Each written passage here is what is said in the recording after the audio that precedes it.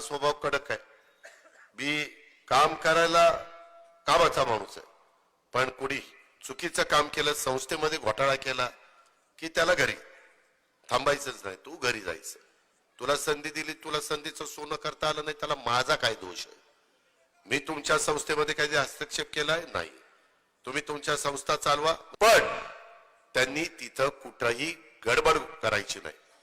जी जबाबदारी त्यांच्यावर दिली ती जबाबदारी उत्तम पद्धतीने त्यांनी पार पाडायची, म्हणून ती बारामती झालेली आहे. सगळ्यांनी तिथं जीव ओतून काम केलंय, म्हणून तिथं बदल झालेला आहे. आम्ही निधी देताना गावांना वेगवेगळे निधी देतो.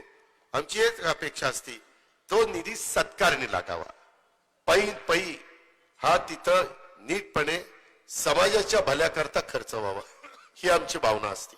महाराष्ट्रवादी रे